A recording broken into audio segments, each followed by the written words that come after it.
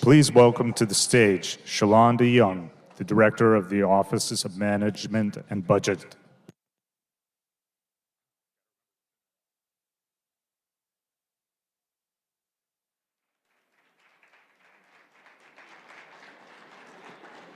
I'm sorry, they gave you no break. I apologize.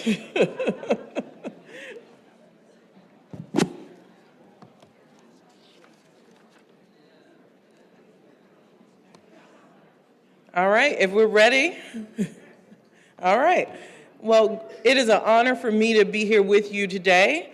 I want to thank our host, the Secretary Holland, who I've had the pleasure of getting to know these last 2 years. She was one of the first colleagues I told I was expecting a little girl last year. In Senate confirmations, I was about 2 or 3 weeks pregnant, and I waited to tell my colleagues until I was a few months along, and she was one of the first people I told. And she promptly cried because she loved being a mother so much, and she promptly then made me cry in return.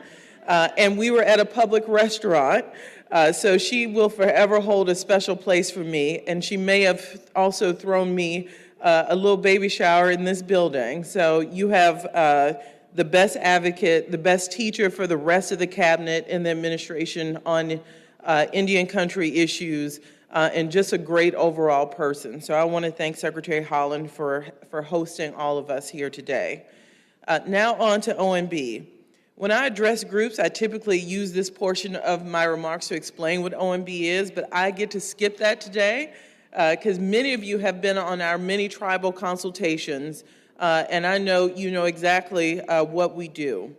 You've guided many of our ideas on federal investments, and I'll go over many of those later, but I want to thank you for being engaged, and I wanted to be here today because those have really been invaluable to me as we look at investments with the President's budget. So thank you for all you've done for us. You've already heard directly from the boss. The President has told you what his commitments are to Indian country. As the person responsible for making sure his values are reflected in his budget, I want you to know we are on the job at OMB to make good on those commitments you heard from the President. He has been clear from day one, we stand with Indian country.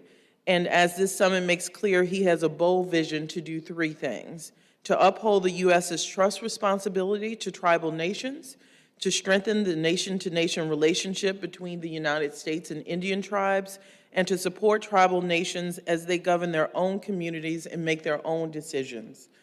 OMB works day in and day out to make sure the Biden administration's commitment to you become a reality. And tribal consultation and engagements like this summit are integral to ensuring we remain laser-focused on issues that affect you and tribes across the country. In my time at OMB, we've held 5 tribal consultations. We view these as important opportunities for us to listen to you so that we can really understand how federal programs work, not how we think they work, but how they're actually working, and also how funding is being deployed to Indian country. And we make adjustments based on what you've told us. Today, I'd like to highlight 3 things you directly had impacts on and how we do business. First, we listen when you asked us to shift mandatory funding to Indian Health Service. And that's exactly what the President requested in his latest budget, just as he promised you he would.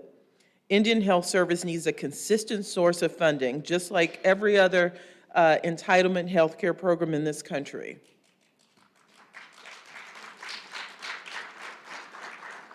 By the way, I was a former staff director of the Appropriations Committee. If you got me to believe it was the right thing to remove things out of the Appropriations Committee to mandatory, you really are one of the most fearsome advocacy groups around. It really is the right thing to do, and you have my total support in getting that done. That's what it will take to improve and expand quality health care across Indian country. Second, we listened when tribes said they needed larger investments that support tribal self-determination. That's why the President's budget also included $4.5 billion for the Department of Interior's tribal programs, a $1.1 billion increase above 2021. These resources would greatly improve the Department of Interior's work to empower tribal nations by supporting land consolidation, addressing public safety concerns raised by tribal leaders, and recognizing what is working well for Indian country by supporting expansion of the Tawahe Initiative, which is focused on prosperity and resiliency in tribal communities. Overall, the President's 2023 budget requested over $31 billion in discretionary and mandatory investments for tribal communities. That's the single largest annual investment in tribal nations in history. And it's on top of the significant investments. You heard many of my colleagues just speak on the last panel from the American Rescue Plan, the Bipartisan Infrastructure Law, the Inflation Reduction Act. And we think, and I hope you see the difference those dollars are making. I want to thank Secretary Holland and Secretary Becerra for their partnership and the initiatives I just spoke of. They have been champions of these, which makes our job at OMB easier. Last but not least, we listened when tribal leaders asked that OMB establish a tribal advisor position. Earlier this fall, I was proud to be the first director of OMB to create a position like this, and just as proud to appoint Liz Carr, a citizen of the Sault Ste. Marie tribe of Chippewa Indians, to serve in this role. That means that not only is OMB listening to tribes through tribal consultation process, we are taking action. And I don't have to ask you to do this. I know you will hold our feet to the fire. But we also have a dedicated voice just down the hall from my office who is from a tribal community and whose entire mission at OMB is to engage with you and other tribal leaders across this country and ensure that the decisions we make at OMB, this tiny little agency, many people in the country don't know, sit at the nerve center of so many important decisions. Liz will be in the center of it all. So thank you for making that suggestion, and we're so happy to have her on board. The first 2 years of the Biden administration have been historic, with historic commitments in the president's budget and action on overdue policy and programmatic recommendations from tribal leaders. But we have more to do.